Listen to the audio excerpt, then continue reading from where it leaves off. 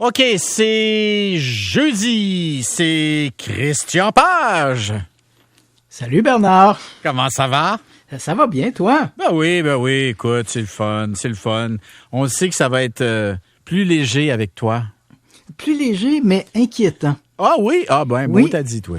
Écoute, en fait, je vais attirer ton attention. On parle beaucoup ces temps-ci, bien sûr, avec le COVID, tout ça. On se réfère beaucoup à la science. Et évidemment, l'un des éléments essentiels à la science, c'est les publications scientifiques. Oui. Alors, tu sais que dans le milieu scientifique, il y a un principe, c'est publish or perish. Tu publies ou tu péris.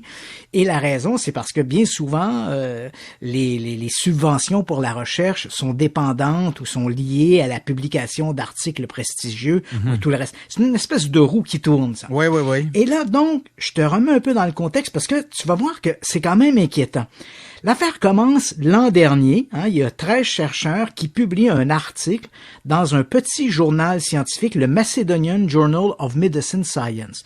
Bon, le journal de médecine de la Macédonie. Ouais. La Macédonie, là, évidemment, c'est loin de nous, là, mais c'est une petite république au nord de la Grèce. Dans le camp, oui, c'est ça. Ouais. Mais il faut quand même savoir que ce journal-là a le statut de publication scientifique, c'est-à-dire qu'il a, comme toutes les grandes publications scientifiques, il y a ce qu'on appelle un peer review, donc une revision par les pairs, donc des gens, une espèce de comité de lecture dans les domaines appropriés, et que ces gens-là ont le travail de voir l'article, de regarder les méthodes, la méthodologie utilisée, si les informations rapportées sont conséquentes avec les informations obtenues lors des analyses ou des méta-analyses. Donc, il y a tout un processus, et ce qui est finalement garant de la qualité de l'article.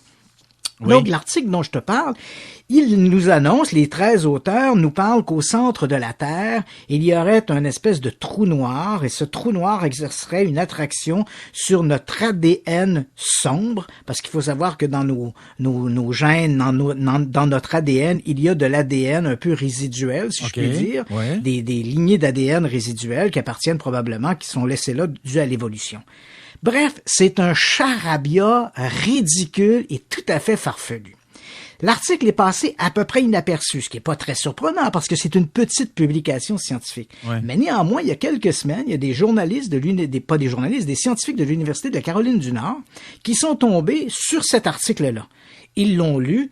Ils ont trouvé ça tellement ridicule, bien sûr, qu'ils ont questionné le journal en question. Le journal, un peu pris à contre-pied, a décidé de retirer de son site web l'article litigieux, finalement. On s'est adressé aux scientifiques eux-mêmes qui avaient publié l'article. Ils n'ont pas répondu au questionnement. Et là, on peut se demander à ce stade-ci, c'était quoi leur objectif? Est-ce que ces gens-là ont réellement voulu publier un article faisant état de spéculation outrancière sur ce qui est connu de la science? Ou est-ce que simplement ils voulaient être un peu des sonneurs d'alerte en disant, attention, même si on se réfère aux publications scientifiques, il faut savoir que dans ce milieu-là, il y a aussi une espèce de forme de corruption et tout ce qui est publié n'est pas forcément très sérieux. OK, là, je comprends où tu veux en venir. Là. Dans le fond, ce que tu dis, c'est regardez pas juste ce journal-là, regardez ce qui s'est passé dans ce journal-là et posez-vous la question quand vous voyez des études scientifiques qui sont publiées, puis Dieu sait qu'on en a à peu près à tous les jours, posez-vous la question, est-ce que c'est toujours rigoureux comme processus scientifique? Est-ce que la révision a toujours été faite correctement? Est-ce qu'on peut se fier, dans le fond, sur les résultats de ces multiples études? Voilà, la grande question, c'est le préjugé favorable que l'on a à l'endroit de ces publications-là, est-ce qu'il est toujours fondé? Et je te rappellerai, Bernard, en 2014, il y a un incident assez particulier. Il y a un étudiant en journalisme. Ce qu'il a fait, c'est qu'il a ramassé une série d'articles scientifiques. Il a fait une espèce de découpage-collage. Il a rassemblé ça. Il a tout mis ça en chaîne avec des bouts de phrases plus ou moins scientifiques. Et il a adressé ça à 34 publications scientifiques. Et crois-le ou non, 18 d'entre elles ont accepté son article, moyennant, entre guillemets, des frais de publication variant de 1 000 à 5 000 $. Donc, tu comprends, pour encaisser... Et là, on parle de publications scientifiques sérieuses, là.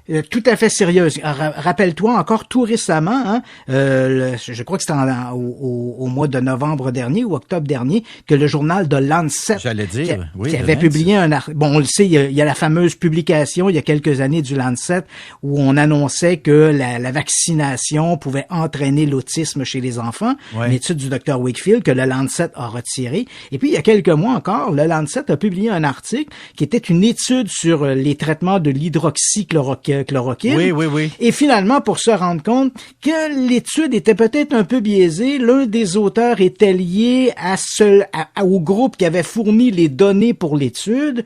Donc, il y avait quelque chose, il y avait une espèce de collusion là-dedans. J'allais dire de corruption même, oui. Ouais, et là, donc, à partir de là, même le Lancet a décidé de retirer l'article. Mais tu comprends, c'est vrai que moi-même, quand je te parle de phénomènes étranges et mystérieux, parce que c'est mon domaine, j'ai souvent tendance à me référer à des publications rigoureuses, des publications dites scientifiques, parce que malgré le sujet un peu, je te dirais, fantaisiste de ces thématiques-là, il arrive que des bons articles sont publiés dans la presse scientifique. Mais là, tu vois, cet incident-là nous ramène à justement se questionner sur la qualité des articles qu'on retrouve dans les périodiques scientifiques. Et comme je l'ai mentionné un peu plus tôt, est-ce que ce préjugé favorable que l'on a à l'endroit de ces publications est toujours bien fondé? Juste pour en revenir là à la thèse fantaisiste là, de l'existence d'un trou noir au centre de la Terre. Oui. Peux-tu nous rappeler le centre de la Terre est constitué de quoi?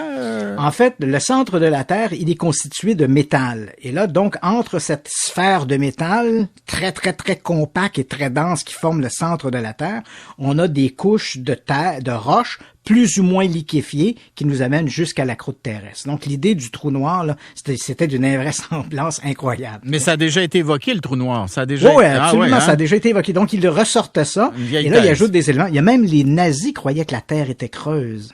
On en reparlera, mon cher Christian Page. Sûrement, Bernard. Salut, à la prochaine. Salut. Salut tout le monde. Merci pour la formidable émission. Beaucoup de participation. À demain, tout le monde.